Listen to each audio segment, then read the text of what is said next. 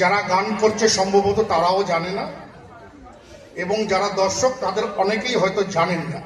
এই গানটার একটা ইতিহাস আছে। 50-60 দশকে, মানে 1950-60 এই সময়টাতে পাকিস্তানের সিন্ধি প্রদেশে জামশের জেলায় সেওয়ান বলে একটা গ্রাম ছিল। তো সেখানে একটা মাজার ছিল। মাজার তো আপনারা বোঝেন, সনাতন ধর্মে যাকে আখড়া বলে, লালনের যেমন মাজার আছে যেখানে আধ্যাত্ম আপনার চর্চা করা হয়।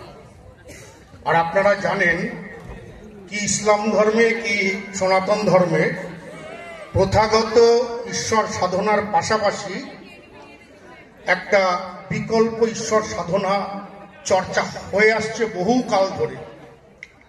সনাতন ধর্মে যেমন বাউল আউল, তেমনি ইসলাম ধর্মে সুফি। সুফিটা কি? সুফি হচ্ছে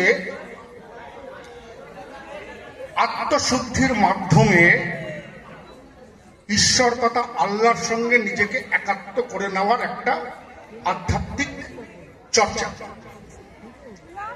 যারা সুফি সাধক তারা আল্লাহর সঙ্গে একই অবস্থানে অবস্থান করতে চায়,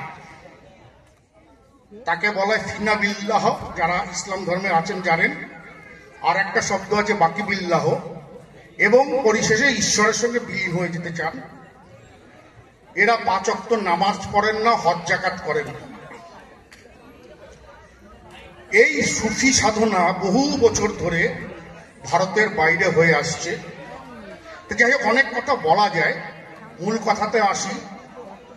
ওই 50-60 দশকে ওই জামশের জেলায় আপনার সিওয়ানি যে গ্রাম সিন্ধি প্রদেশের, সেইখানে সৈয়দ উসমান মারিন্দি বলে একটা মাজার ছিল। সৈয়দ উসমান মারিন্দি নামে এই মাজারটা। ওই মরুভূমির মধ্যে হঠাৎ একদিন একটা মেয়ে, বাচ্চা মেয়ে এসে এটি গান করলেন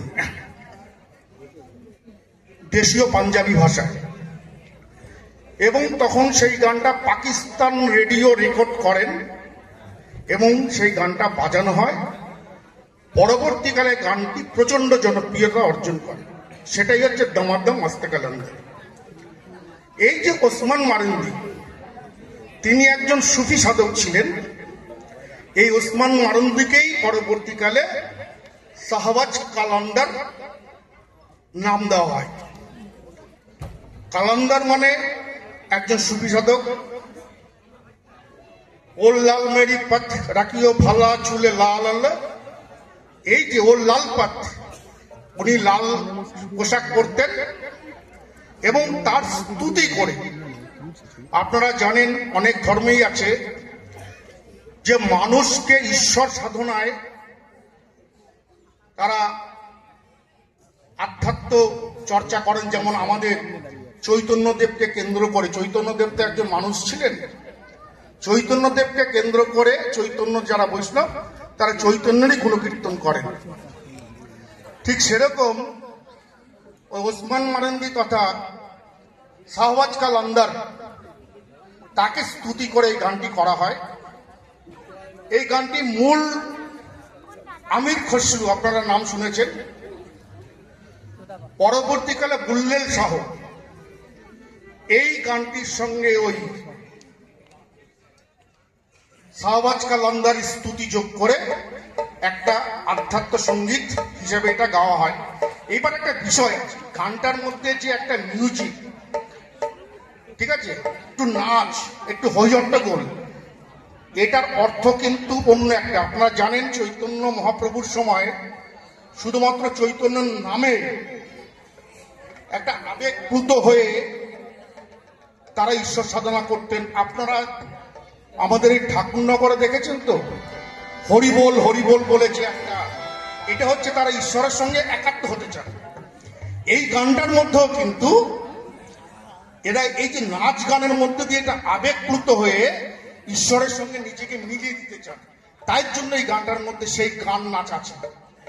আর এই মাস্তা কালান্দার অর্থাৎ আপনার মারিন্দি সাহেব, ওনার বিশেষ বৈশিষ্ট্য ছিল যে হিন্দু মুসলমান উভয় সম্প্রদায়কে তিনি একসঙ্গে করেছিলেন। ফলে এই গানটি শুধুমাত্র ইসলাম সুফি সঙ্গীত নয়, আপনি উত্তর ভারতের পাঞ্জাব সিন্ধ প্রদেশে হিন্দু মুসলিম উভয়ের কাছেই এই গানটা প্রচন্ড জনপ্রিয়। এবার আপনারা গানটা শুনুন, ভালো লাগবে।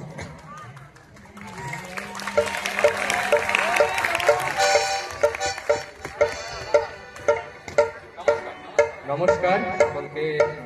আমি বলছি দর্শক মণ্ডলীতে উপস্থিত সকল গুরুজন, দাদা ভাই যারাই আছেন, আমাদের এই গানটির সাথে হাতে তাল দিয়ে সহযোগিতা করবেন।